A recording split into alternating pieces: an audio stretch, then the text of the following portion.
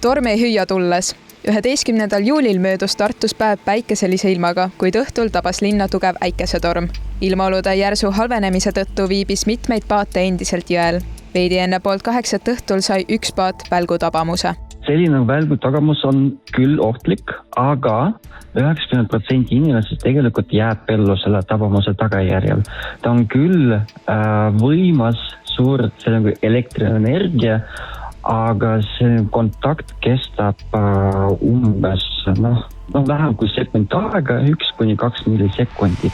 Paadis viibis 4 inimest, kellest 2 said osa välgutabamusest. Tabamuse tagajärjena võib süda seiskuda, kuid õnneks südamel on omaenda kaitsemehhanismid olemas, mis vajadusel saavad südame rütmi taastada. Mõlema välgutabamuse saanud mehe tervisenäitajad on tänaseks korras. Õnnetusest ja oma seisundist nad täpsemalt rääkida ei soovinud.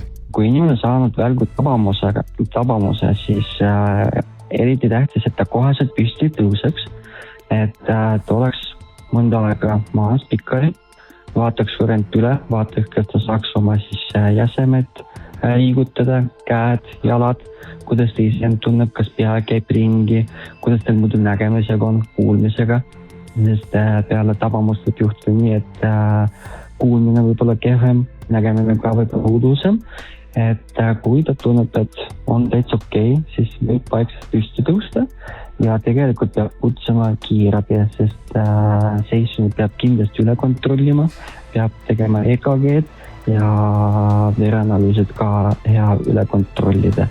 Kuna inimesed olid enne päästjate saabumist juba lahkunud ja pöördunud ise arsti poole, ei olnud päästjate sekkumine vajalik. Päästeamet rõhutab, et igaüks peaks end tormideks korralikult ette valmistama. Eks peaks vaatama kõigepealt, kas torm on teie peale tulemas või on ta kuskil mujal Eestis ja kui enda kodu ümber vaadata, siis kindlasti kõik lahtised asjad, mis võivad tuulega lendu minna, oleks mõistlik kokku korjata. Kui me räägime autodest või autoga sõitmisest, et siis niisuguse hästi tugeva vihmaga on ka kindlasti oht, et tuul mõjutab seda sõitmist, kindlasti mitte suurte kiirustega sõita ja kui auto peaks tormi ajal olema pargitud kuskile puude alla, siis on mõistlik ta ikkagi nendest puudest eemale liigutada. Välgutabamuse saamise tõenäosus on küll väike, aga parem karta kui kahetseda. Sellises olukorras helistage ruttu hädaabinumbrile 112.